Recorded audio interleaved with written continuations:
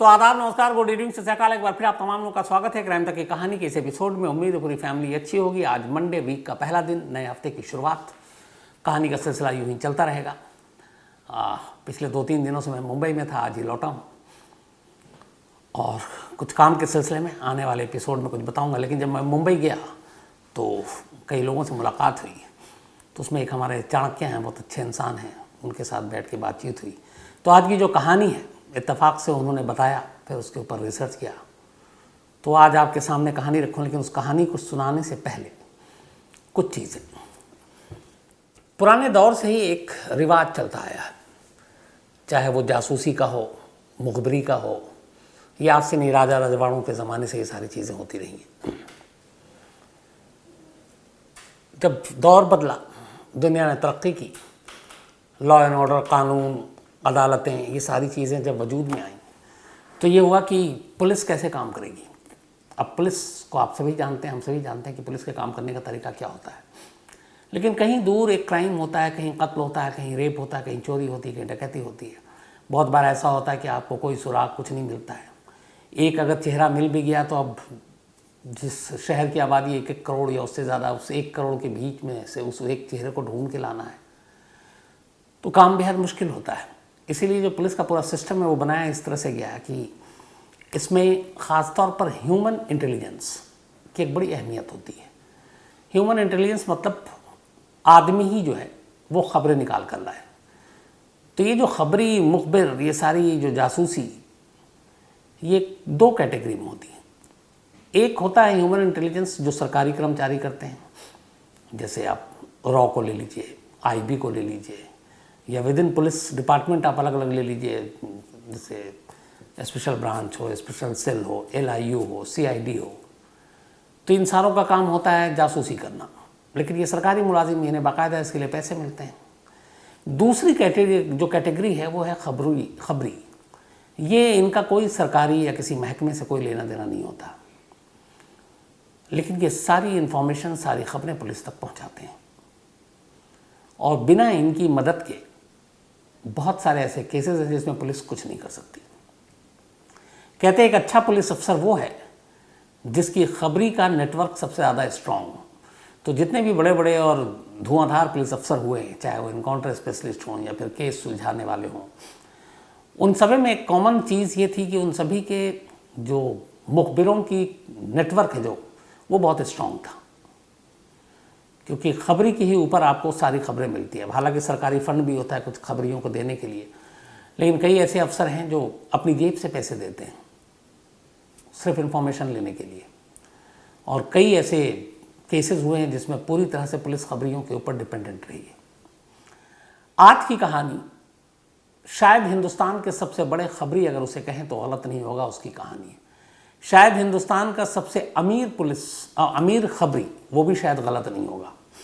खबरी को पैसे मिलते हैं, सब कुछ मिलता है, लेकिन कहते हैं कि इसने जितने इनाम लिए सरकारी महकमों से मुखबरी के ज़रिए, उसके आसपास भी कोई दूसरा खबरी कभी पहुंचा नहीं। 80-90 के दशक का ये वो खबरी है जो न सिर्फ पुलिस के लिए बल्कि अलग अलग एजेंसियों के लिए काम करता था।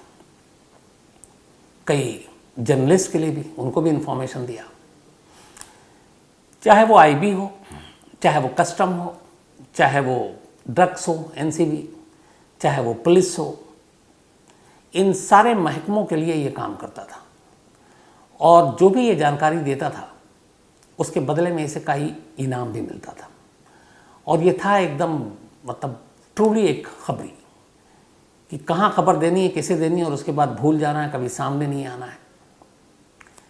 इस खबरी की मौत होती है, उसके 2 साल के बाद एक और खबरी की मौत होती है। और हिंदुस्तान के इतिहास में पहली बार ऐसा होता है, तारीख थी 3 अप्रैल, इसी महीने अप्रैल भी चल रहा है, 2009। मुंबई में एक प्रेस कॉन्फ्रेंस होती है और उस प्रेस कॉन्फ्रेंस में मुंबई के सारे खबरी जो है वो मौजूद थे। सभी ने मास्क पहना हुआ था, चेहरे को अपने छुपा रखा था, क्योंकि खबरी हैं, बहुत सारे लोग दुश्मन बन जाते हैं। तो पहली बार ऐसा हुआ अपने इतिहास में कि खबरियों ने एक प्रेस कॉन्फ्रेंस की अपना चेहरा ढककर। और उसकी वजह ये थी कि कई खबरियों को एक एक कर मारा जा रहा था। खबरियों की जो पूरी ज़िंदगी है वो हमेशा ख़तरे में रहती है, क्योंकि अगर जिसके खिलाफ वो खबर दे रहा है उस गैंग को, डॉन को पता चल गया कि ये खबर ये सबसे पहले वो उसे मारते हैं। इधर पुलिस वालों से भी कई बार खतरा हो जाता है। तो पहली बार प्रेस कॉन्फ्रेंस होता है खबरियों का। अब ये जो खबरी है जिसकी मैं कहानी सुनाने जा रहा हूँ, जब माँ बाप ने इसे पैदा किया तब उसका नाम रखा था सलीम सिद्दीकी, लेकिन फिर जब बड़ा हुआ तो इसके अलग अलग नाम पड़े। किसी ने सलीम चोर पुकारा, किसी ने सलीम कोलाबा वाला पुकारा, किसी ने खबरी सलीम पुकारा, लेकिन सबसे ज़्यादा जो मशहूर हुआ वो उसका नाम था सलीम लंगड़ा। सलीम लंगड़ा मुंबई के कोलाबा के पास एक चौल में पैदा हुआ, गरीब घर में। उसके बाद धीरे धीरे छोटे मोटे काम करके बड़ा हुआ, लेकिन इसे बड़ा एक शौक़ था, एक नशा था कि किसी तरीके से खबरें कहीं से जुटाओ और इसको इधर से उधर पहुंचाओ। और बेहद मेहनती, बेहद शातिर, बेहद एनर्जी वाला, बेहद एक्टिव। इसके पास एक बाइक हुआ करती थी, ये उसी पे भागता था और खबरें इधर उधर टिप ऑफ देता था पुलिस को। एक बार एक्सीडेंट हो गया तो इसके पैर में और हाथ में चोट लगी, थोड़ा लंगड़ा कर चलता था, इसलिए इसका नाम सलीम लंगड़ा पड़ा। बाद में इसकी शादी हुई, बीवी का नाम था मुमताज़, 3 बच्चे हुए, 2 बेटी 1 बेटा। और ये पुलिस के लिए बल्कि अलग अलग सभी के लिए काम इसने करना शुरू किया, जिसमें anti corruption, income tax, custom, drugs, crime से रिलेटेड जो बाकी डिपार्टमेंट हैं। कहते हैं कि इसका कमिश्नर से लेके हवालदार तक और अलग अलग डिपार्टमेंट के टॉप बॉस से लेके नीचे तक हर एक तक पहुंचती और हर एक के पास जाता था। किसी के साथ कोल्ड ड्रिंक पीता, किसी के साथ कटिंग पीता, चाय। और धीरे धीरे इसने इतने सारे टिप ऑफ दिए, कई तो करोड़ों रुपए के इसने माल पकड़वाए। कहते हैं मुंबई के समंदर को इससे बेहतर कोई नहीं जानता था सलीम लंगड़ा से। और इसकी इतनी ज़बरदस्त नेटवर्क थी कि मुंबई में कहाँ क्या हो रहा है ये सब इसे पता होता था। कई जो पुलिस वाले नए ट्रांसफ़र हो लेकर आते थे तो वो भी जब मुंबई आते थे तो उन्हें लगता था कि सलीम लंगड़ा ही मदद कर सकता है इस शहर को समझने में और इस शहर के जुर्म और उसके मिजाज को समझने में। तो ये उसकी औकात थी उस वक्त। एक बार इसने एक बहुत बड़ी ऐसी खबर दी और इसको इनाम मिला था। रहता बिल्कुल सिंपल था। इनाम के पैसे थे करीब उस ज़माने में 18 लाख रुपए। ये 18 लाख रुपए लेकर अपनी बीवी के साथ कोलाबा के एक नेशनल बैंक में, जहां उसका अकाउंट था, डिपॉजिट करने गया। अब बैंक मैनेजर ने वहाँ पे देखा एक आदमी जो एकदम मामूली कपड़े पहने हुआ है, उसके साथ एक महिला है और 18 लाख रुपए जमा करने आया। बैंक मैनेजर को लगा कि ये शायद कोई क्रिमिनल है, बदमाश है, या कहीं डाका डाला, कहीं से लूट कर पैसा लाया। उसने सलीम लंगड़े को कहा बहाने से कि आप चाय पीजिए, तब तक आपका हम अभी जमा कराते हैं। वो अंदर गया, उसने अंदर जाकर लोकल पुलिस को फ़ोन कर दिया। बोला हमारे बैंक में एक शख्स आया, मुझे लगता है ये कहीं से लूट पाट करके आया और बहुत बड़ी रकम है 18 लाख, और उसको देख के नहीं लगता कि उसकी हैसियत के हिसाब से इतनी रकम वो जमा करा सकता है। कोलाबा की पुलिस टीम वहाँ पहुँचती है। पहुँचने के बाद सलीम लंगड़ा और उसकी बीवी दोनों को उठाकर कोलाबा ले आती है। अब इनमें से कोई पुलिस वाला सलीम लंगड़ा को नहीं जानता था। इसको जिसे खबर देनी होती बस उससे वास्ता रखता था, बाकी हमेशा गुमनाम रहता था क्योंकि उसकी भी जान को खतरा हो सकता है। पुलिस वाले ने उससे खूब पूछताछ की, ये 18 लाख तूने बता कहाँ चोरी की, कहाँ डाका डाला? वो कहता रहा ये मेरे पैसे हैं। बोला कहाँ से मिले तुझे? बस कह रहा ये मेरे हैं, मैंने कोई जुर्म नहीं किया, आप जाने दो। वो सब कुछ बता रहा है, ये नहीं बता रहा कि ये पैसे आए कहाँ से। दोपहर से शाम हो गई, थाने में ही बैठा रहा। पुलिस वाले कहने लगे कि फिर अच्छा तुझे अगर जाना है तो जा, पर ये पैसे तुझे नहीं मिलेंगे, हम लोग बांटेंगे। उस वक्त एक कहानी ये भी है कि उसमें से 2 पुलिस वाले कुछ वक्त के बाद ही रिटायर होने वाले थे। तो उसने कहा उनके काम आ जाएगा, बाकी एक हिस्सा हमारा होगा, ये पैसे तो तुझे मिलेंगे नहीं जब तक कि तू हिसाब नहीं देगा। और वो कह रहा कि आप मुझे पैसे दो तभी जाऊँगा। रात हो गई, थाने में मियाँ बीवी बैठे हुए हैं दोनों। इस दौरान में एक उस वक्त कस्टम के एडिशनल कमिश्नर थे दयाशंकर। तो दयाशंकर काफ़ी क्लोज सलीम लंगड़ा के, क्योंकि कस्टम में बहुत बड़ी बड़ी चीज़ें इसने अपनी मुखबिरी से पकड़वाई थी। अब दयाशंकर उस वक्त मोबाइल था नहीं, जिस जगह पे वो मिलता था उस जगह पे भी नहीं था, वो छानबीन करके आ गए। तो वो बड़ा परेशान थे, उन्हें कोई टिप ऑफ लेना था। आखिर में वो कोलाबा पुलिस स्टेशन पहुंच जाते हैं किसी काम से, क्योंकि बराबर में उनका दफ्तर था। और वो कोलाबा पुलिस स्टेशन जब रात को पहुंचते हैं तो देखते हैं कि थाने के अंदर बेंच पर सलीम लंगड़ा अपनी बीवी के साथ बैठा हुआ है। और वो देखते ही वो दोनों भी चौंक जाते, फिर कहते कि तुम दोनों यहाँ कहाँ से? तो बताता है कि ऐसी सी बात है, बैंक में जमा करने गए थे। तो पुलिस वाले आते हैं, अब सामने एक कस्टम का एडिशनल कमिश्नर खड़ा हुआ है। वो जानते ही उनको जब पता चलता है, पुलिस वालों की भी हवा ख़राब हो जाती है। फिर कहते हैं कि आप इसके पैसे वापस करो और इनको जाने दो। तो पुलिस वाले कहते हैं कि सर हम सिर्फ पूछ रहे हैं कि ये पैसे कहाँ से, ये बता नहीं रहा। उसने कहा इसीलिए ये ख़ास है, तुम इसके पैसे दो, गारंटी मैं लेता हूँ। उसने पैसे दिए पर बताया नहीं। उसका वो बाहर निकले तो पूछा एडिशनल कमिश्नर ने सलीम लंगड़े से कि सुबह से बैठा रखा है, तुम बता देते कि ये पैसे तुम्हें इनाम से मिले कस्टम वालों की तरफ से, और दया शंकर के ही डिपार्टमेंट ने ये पैसे दिए थे। एक बड़ी डील जो थी उसकी इनपुट पे वो चीज़ पकड़ी गई थी। फिर उन्होंने कहा कि तुम सही मानो में एक ट्रू खबरी हो। उस बंदे ने ये नहीं बताया कि ये पैसे कहाँ से आए, कौन सी खबर, क्योंकि वो उसका पेशा था।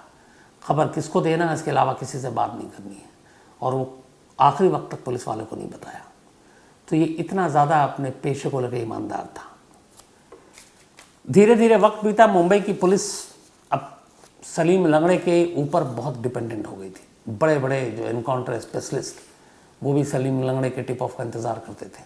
बड़े बड़े जर्नलिस्ट, उनको भी वो खबरें देता था। इसी दौरान 2007 में एक अजीब सा मोड़ आता है सलीम लंगड़ा की ज़िंदगी में। अच्छा, सलीम लंगड़ा चूँकि कई बार होता है कि जो आप मुखबिरी करते हैं, अलग अलग लोगों से जान पहचान मिलते हैं, आपका काम है वो, तो उस वक्त वो चाहे तेल माफिया हो, oil mafia, drugs, narcotic control bureau से उसने बेशुमार इनाम में पैसे पाए थे, और उसी पैसे से इसने फिर अपने घर भी बनाए। इसने 2 बोट खरीदे, एक छोटी और एक बड़ी, जो गेटवे ऑफ इंडिया से कोलाबा तक फेरी के तौर पे चलाता था। बीवी मुमताज़ उसको देखती थी। तो इसका अपना बोट भी चल रहा है, ये धंधा भी चल रहा है मुखबिरी का। मुंबई के पुलिस कमिश्नर से लेके, कहते हैं कि एक वक्त ऐसा होता था कि मुंबई के पुलिस कमिश्नर मेरे के साथ बैठ के कोल्ड ड्रिंक पी रहा है, और बाहर निकला तो उसी बिल्डिंग के बाहर हवलदार के साथ चाय पी रहा है। तो ये उसकी पहुंच थी हर डिपार्टमेंट में, सीनियर से लेकर टॉप मोस्ट से लेकर नीचे तक। तो ये सारे ड्रग्स और ये सारे इन चीज़ों में रहता था। कस्टम के बड़े माल पकड़ाए थे। 2007 में इसकी कुछ मुलाकात होती है तेल माफिया से, और सब ये एक दूसरे को जानते थे। तेल माफिया के तौर पर ऑयल का जो धंधा था उसमें डी कंपनी का भी बहुत बड़ा हाथ था, दाऊद इब्राहिम का। तो एक बंदा था जो दाऊद इब्राहिम के लिए काम करता था। 2007 में वो सलीम लंगड़े के पास आता है और कहता है तुझे एक काम करना है, बता, पैसे बहुत मिलेंगे। तो उसने कहा बताओ क्या है। तो उसने कहा इंडोनेशिया से 2 लोग आ रहे हैं, तेल माफिया हैं, और वो यहाँ ठहरेंगे, और उनको कोई जानता नहीं है, मतलब ना वो शहर को जानते हैं। तो जब तक यहाँ है तो उनके साथ रह ले, उनको वो कर दे। कई बार ऐसा होता है कि पैसे की ज़रूरत, लालच, इसे भी लगा कि चलो ठीक है कुछ पैसे मिल जाएंगे। हालांकि वो तेल माफिया थे, उसे लगा तस्कर होगा, ड्रग्स का करता होगा ज़्यादा सा तेल का। तो उसने कहा ठीक है मदद करते हैं। उसका तो वो दोनों इंडोनेशिया के सिटीज़न थे। वो यहाँ पे आते हैं, आने के बाद अब धीरे धीरे वो उनको देखता है, उनके सामने वो कम बातें करते थे, लेकिन उसके हाव भाव को देखकर सलीम लंगड़ा को कुछ अजीब सा लगता था। वो वहीं कोलाबा के पास उसी एरिया में एक 5 स्टार होटल में ठहरते हैं, कुछ दिन रहते हैं। फिर कुछ दिन रहने के बाद सलीम लंगड़ा से कहते हैं कि हमें यहाँ आसपास में कोई एक किराए पे घर दे दो, काफ़ी लंबा रहना है, कहाँ होटल में रुकेंगे। सलीम लंगड़ा अपनी बीवी के नाम पर उसी नरीमन हाउस, आपको याद होगा जब 26/11 हुआ था, जिसमें कब्जा कर लिया था 10 टेररिस्ट में से 2 ने, उस नरीमन हाउस के बराबर में उसने अपनी बीवी के नाम पे किराए पे घर लिया, और दोनों वो इंडोनेशियाई जो नागरिक थे वो वहाँ ठहरते हैं। और उनका काम ये होता था, चूँकि वो दिन भर साथ रहता था, वो दिन में निकलते टैक्सी पे, और मुंबई के अलग अलग, चाहे वो सी लिंक हो, बाकी जगह हो, अमेरिकी कॉन्सुलेट है वहाँ, इन सारी जगहों की वो जाते, घूमते, एक सैलानी की तरह तस्वीर खींचते, वापस आ जाते। उनके पास एक लैपटॉप था, उसके ज़रिए वो मेल वेल कर रहे होते, तो चक्कर मारते और रुक रुक कर चले आते। यहाँ पे अब सलीम लंगड़ा चूँकि एक पेशेवर मुखबिर, तो उनका जो रूटीन था उसने डाउट क्रिएट किया। उसने कहा ये 2 इंडोनेशिया से आया है, तेल माफिया, ड्रग्स, कुछ भी कर सकता है, लेकिन ये ना अपने धंधे के लोगों से मिल रहा है, ना ये कहीं और घूमने जा रहा है, ना कुछ और करता है। बस ये दोनों निकलते हैं, तस्वीरें खींचते हैं अलग अलग इलाकों के, वो भी मुंबई के इंपॉर्टेंट बिल्डिंग्स और उनकी, और वापस आ जाता है। फिर भी उसका लगा रहा वो, बट धीरे धीरे उन दोनों को सलीम लंगड़ा पे बहुत ट्रस्ट हो गया। और एक दिन अचानक उन दोनों ने अपना राज बताया। उन्होंने कहा कि हमें यहाँ पे जो मुंबई में समंदर के ही किनारे अमेरिकी कॉन्सुलेट है, तो हमें उसको उड़ाना है। और उसने कहा कि चूँकि वो एकदम समंदर किनारे है तो हम समंदर में कोई बोट लेकर आएंगे, बोट में सारे RDX होंगे और उस बोट को ही कॉन्सुलेट तक ले जाकर धमाका कर देंगे। सलीम लंगड़ा का भी एक छोटा और एक बड़ा बोट चलता था, वो उसके बोट पे भी वहाँ तक रैकी करने के लिए गए। जब उसे ये पता चला उसके पैरों तले ज़मीन खिसक गई। उसने कहा कि मैं तो इनको एक स्मगलर, तस्कर ये सोच रहा था कि तेल का धंधा, ड्रग्स का धंधा, पर ये तो सीधे सीधे आतंकवादी हमले की बात कर रहे हैं। उसे लगा कि वो फंस जाएगा। वो बीवी के पास पहुंचता और कहता है मैं इतने दिनों से 2 लोगों के साथ हूँ, वो कोई स्मगलर नहीं है, वो टेररिस्ट हैं, और मैं अब इतने दिन से रह रहा हूँ, कल को पता चला तो मैं तो फंस जाऊँगा। बीवी कहती है कि अभी भी कुछ नहीं बिगड़ा है, तुम फ़ौरन जाकर पुलिस को सारी बात बता दो। अब ये इसके नेटवर्क थे, सारे जान पहचान थी। इसने मुंबई में जो IB इंटेलिजेंस ब्यूरो के एक अफसर थे, जिनको ये कई बार टिप ऑफ दे चुका था, उनसे राब्ता कायम करता है और एक जगह पे जाता है और उनसे मिलता है, और मिलने के बाद पूरी कहानी सुनाता है कि ऐसे ऐसे एक दाऊद के आदमी ने कहा था 2 इंडोनेशिया आएगा, उसे बस मुंबई घुमाना है, ऑयल माफिया है या ड्रग्स का धंधा करता होगा, लेकिन वो टेररिस्ट हैं दोनों और अमेरिकी कॉन्सुलेट को उड़ाने की बात कर रहे हैं। उस IB अफसर ने कहा कि ये अचानक शक हो जाएगा, एक काम करो, तुम अभी उसके साथ डेली जैसे तुम जाते हो नॉर्मल रहो, काम करो, हम वक्त आने पे इसको सही रंगे हाथ पकड़ते हैं। अब सलीम लंगड़ा अगले दिन से फिर नॉर्मल उसी के साथ है। इधर IB की टीम पूरी लग गई उसकी जानकारी हासिल करने के लिए। इसके बाद पता नहीं इस केस में क्या होता है कि अचानक एक रोज़ बड़ी खामोशी से मुंबई पुलिस की मदद से उन दोनों इंडोनेशियाई नागरिक को गिरफ्तार कर लिया जाता है। गिरफ्तार करने के बाद कस्टडी में रखा जाता है और फिर एक रोज़ दोनों को हिंदुस्तान से इंडोनेशिया डिपोर्ट कर दिया जाता है। अब अगर अमेरिकी कॉन्सुलेट पे आतंकवादी हमला होना था, आतंकवादी हमले की तैयारी के लिए वो आया था, तो ये सारी चीज़ें फिर बहुत सारे सवाल खड़ा करती हैं कि वो उसे डिपोर्ट क्यों किया गया, उसके खिलाफ हिंदुस्तान में मुकदमा क्यों नहीं चला। हालांकि उस वक्त तक हमला किया नहीं था, लेकिन साजिश तो बुनी थी। इस सवाल का जवाब आज तक नहीं मिल पाया, लेकिन ये कहानी सलीम लंगड़ा से जुड़ी हुई है और ये आखिरी वो था सलीम लंगड़ा के साथ इंसिडेंट या जो काम किया। इसके बाद उसकी ज़िंदगी खतरे में पड़ गई क्योंकि इंडोनेशियाई नागरिकों का भेद खुल गया, दोनों वहाँ लौट गए, उनका नेटवर्क मुंबई में भी था। इसी के बाद ये 2007 की कहानी है। 2007 में ही सलीम लंगड़ा के साथ जो कुछ होता है वो इस केस से जुड़ा हुआ था और जिसका सच आज भी किसी को नहीं मालूम। 8 सितंबर 2007, 8 सितंबर 2007 को सलीम लंगड़ा अपनी बीवी को स्कूटर पर बिठाकर जा रहा था और ये मुंबई में एक बंदरगाह के पास, मुंबई बंदरगाह के पास है एक इलाका दारू खाना। ये दारू खाना के पास से गुजर रहा था, अचानक एक तेज़ रफ्तार ट्रक ने इसके स्कूटर को टक्कर मार दी। दोनों गंभीर रूप से घायल हुए, इनको हॉस्पिटल ले जाया गया, JJ हॉस्पिटल, लेकिन बचाया नहीं जा सका। सलीम लंगड़ा की भी मौत हो गई और उसकी बीवी मुमताज़ की भी। अब यहाँ से सवाल ये होता था कि क्या एक एक्सीडेंट था या फिर कॉन्ट्रैक्ट किलिंग थी, क्योंकि कुछ वक्त पहले ही इंडोनेशिया वाला एपिसोड हो चुका था। पुलिस ने अपनी जांच की और पुलिस ने कहा कि ये सिंपल एक्सीडेंट है, एक मोहम्मद अंसारी नाम के उस ट्रक ड्राइवर को भी पकड़ लिया। लेकिन कहते हैं असली कहानी ये नहीं है और एक कहानी इसमें यह भी है कि एक शख्स था, जब ये एक्सीडेंट हुआ तो विटनेस था, बट उसको उसी दिन इंडिया से बाहर जाना था और बाहर जाने के बाद उसने न्यूज़पेपर में और बाकी जो भी है उसमें देखा और पढ़ इसके सलीम लंगड़े के बारे में, मुंबई का ही था वो, तो उसने पुलिस को ये मेल लिखा था शायद कि मैंने देखा था कि जब ट्रक ने टक्कर मारा तो उसके बाद वो ट्रक वापस रिवर्स में लिया, फिर पीछे आया और दोबारा उनको कुचला और फिर आगे गया। तो अगर ये एक सिंपल रोड एक्सीडेंट है तो ऐसा नहीं हो सकता था, मार के वो भागता, लेकिन वो पलटा और उसने फिर कुचला, तो इसका मतलब है ये मर्डर है। इस मामले को लेके बहुत कुछ चला, बहुत दिनों तक चला, लेकिन सलीम लंगड़ा के कत्ल की पहली जो है वो सुलझा नहीं पाई पुलिस। इसी के करीब 2 साल के बाद इरफान चिंदी नाम के एक और मुखबिर की वहाँ पे गोली मार के हत्या कर दी गई और इरफान चिंदी के कत्ल के बाद ही, उससे पहले सलीम लंगड़ा का हो चुका था, उससे पहले कुछ और खबरियों का हो गया था। तो इरफान चिंदी के बाद मुंबई में करीब 600 खबरी, इनका एक नेटवर्क है, उस वक्त 600 था। उन लोगों ने प्रेस कॉन्फ्रेंस की थी अपना चेहरा ढककर। राकेश मारिया ने बाद में पुलिस वालों से कहा था, जब खबरियों का थोड़ा उनकी ताकत कम हो गई, पुलिस से कम, क्योंकि खबरी नाराज़ हो गए थे पुलिस से कि हम आपके लिए काम करते लेकिन आप हमारी जान भी नहीं बचाते। इधर डी गैंग की तरफ से खबरियों को धमकी आने लगी थी, क्योंकि पुलिस के लिए मुखबिरी का मतलब है कि डी गैंग का दुश्मन।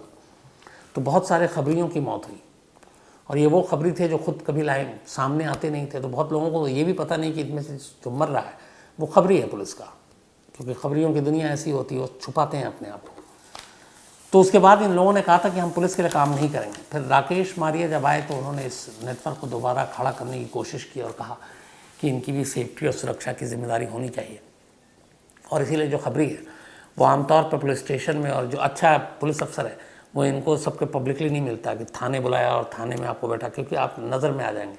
अगर आप खबरी हैं तो अंडरवर्ल्ड और क्रिमिनल के भी खबरी काम करते हैं, पुलिस में भी होते हैं, तो चेहरा सामने आ जाता है, राज खुल जाता है। तो इन लोगों के लिए अलग अलग अड्डा हुआ करता था। कभी आप किसी सन्नाटे की जगह पे बुला लिया, कहीं और बुला लिया, कहीं चाय की दुकान पे बुला लिया, लेकिन वैसे नहीं ये लोग मिलते थे। तो सलीम की ये जो मौत हुई, इसके बाद आज तक इसका राज नहीं मालूम है कि ये कत्ल है या एक्सीडेंट था। इसके बारे में एक और बड़ी इंटरेस्टिंग किस्सा है कि जो खबरी होते हैं इनकी दुनिया में अपनी अलग अलग इनकी भाषाएं होती हैं। तो सलीम लंगड़े का भी भाषा था जो जिनको वो टिप ऑफ देता था। जैसे इसके कई ऐसे शब्द थे। सी, समंदर को वो पानी बोलता था, स्कूटर को हेलीकॉप्टर, ये कोड वर्ड था, पुलिस वाले से बात करता। बोट को गाड़ी, शिप को बंगलो, गोल्ड को पीला, सिल्वर को शीशा, हीरोइन पाउडर, और पुलिस वालों को टोपी, कस्टम वालों को पानी वाला, एक्साइज वालों को दारू वाला। ये इसके कोड वर्ड थे जिस तरीके से ये बात करता था। कहते हैं कि जितने पैसे इसने पुलिस और बाकी एजेंसियों, रॉ के लिए भी इसने किया, सबके लिए किया, आईबी के लिए किया, सॉरी रॉ के लिए नहीं, आईबी के लिए, उससे बहुत सारे इनाम मिले। और सबसे ज़्यादा इनाम इसने कस्टम से लिया या एक्साइज से लिया, जिसकी वजह से इसे हिंदुस्तान का सबसे रईस, अमीर और सबसे बड़ा खबरी कहते हैं कि ये खबरियों का सबसे बड़ा खबरी था। तो मुंबई गया तो कुछ लगा कि आपको उसी से रिलेटेड कहानी सुनानी चाहिए। तो ये कहानी थी सलीम लंगड़ा या फिर सलीम कोलाबा वाला, और देश के सबसे बड़े खबरी की कहानी, यानी कि सलीम लंगड़ा वाली। अब कहानी ख़त्म करूँ उससे पहले अपना वही सिलसिला। आज ज्योत्सना का जन्मदिन है, हैप्पी बर्थडे ज्योत्सना। और ब्रिजेश जी ने भेजा, उनकी पत्नी है। और इसके अलावा हिरेन सीजू ने भेजा है। साथ ही आज प्रियांशी श्रीवास्तव, इनका भी आज जन्मदिन है, तो हैप्पी बर्थडे प्रियांशी। और सिद्धार्थ सिन्हा ने भेजा है, उर्फ अनूप पुरी, तो आपको भी बहुत बहुत बधाई। शक्ति सिंह राठौर, इनका भी आज जन्मदिन है, हैप्पी बर्थडे शक्ति जी। इसके अलावा गरिमा सिंह का भी आज जन्मदिन है, हैप्पी बर्थडे गरिमा। और ये अमित तोमर जी की बिटिया है। कुलदीप सिंह का भी जन्मदिन है, तो हैप्पी बर्थडे कुलदीप। और स्मृति आर्चिश, इनका भी आज जन्मदिन है, तो हैप्पी बर्थडे स्मृति। और अंकित विमल ने भेजा है। इसके अलावा प्रीति और उमेश कुमार मेहता जी, इनकी आज एनिवर्सरी है, आप दोनों को बधाई, जमशेदपुर से हैं।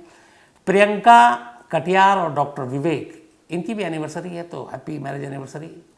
और साथ ही गीता और BS बिस्ट साहब अपने इंडियन आर्मी में हैं, और इनकी भी आज एनिवर्सरी है, तो आप दोनों को भी बहुत बधाई।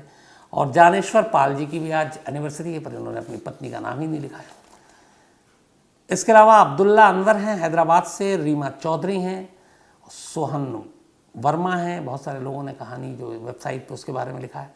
मोहम्मद नदीम हैं, चैतन्य भंडारे हैं, वत्सल देसाई है, और जेम्स हैं, स्टोरी की फरमाइश की है। शान खान हैं, देवेंद्र रिहल हैं, और इनकी मम्मी भी कहानी सुनती हैं, तो देवेंद्र मेरी तरफ से उनको भी हेलो बोलना, नमस्ते बोलना। और थैंक यू सो मच कहानी सुनने के लिए, हौसला बढ़ाने के लिए। तो आज कहानी में इतना ही। अब आपसे मुलाकात होगी कल रात 9 बजे किसी नई कहानी के साथ। तब तक अपना ख्याल रखिएगा। Thank you very much.